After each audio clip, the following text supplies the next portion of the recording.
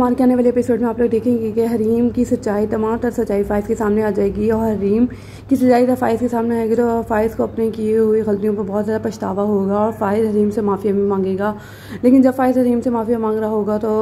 फ़ाइज़ के सामने से हरीम उस वक्त चली जाएगी और फ़ाइज़ ये सोच कर बहुत ज़्यादा शर्मिंदा हो रहा होगा कि मैंने हरीम के साथ क्या कुछ नहीं किया और मेरी माँ ने हम दोनों का रिश्ता तबाह करने के लिए क्या क्या साजिशें नहीं की, क्योंकि नासिर ने तमाम तर सच्चाई फ़ाइज़ को बता ही दी है। और दूसरी तरफ मुदस्सिर हरीम के पास जाएगा और उससे कहेगा कि अब तुमने क्या सोचा है, क्योंकि फ़ाइज़ को तो तमाम तर सच्चाई पता चल ही चुकी है, लेकिन अब तुम्हारा फ़ैसला मैं जानना चाहता हूँ कि तुम क्या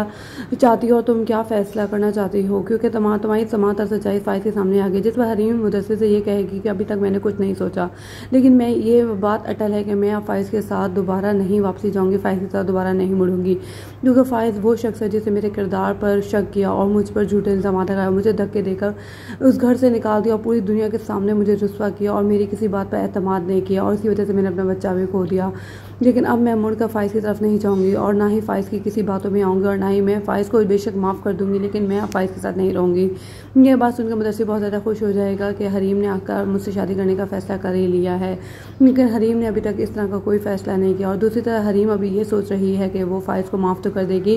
लेकिन फ़ाइज़ के साथ घर में वापसी नहीं जाएगी। लेकिन फ़ाइज़ अपनी माँ को इस बात के लिए बहुत ज़्यादा इंसिस्ट करेगा कि वो हरीम से जाके माफ़ी भी मांगे और हरीम को घर वापसी लेकर आएँ,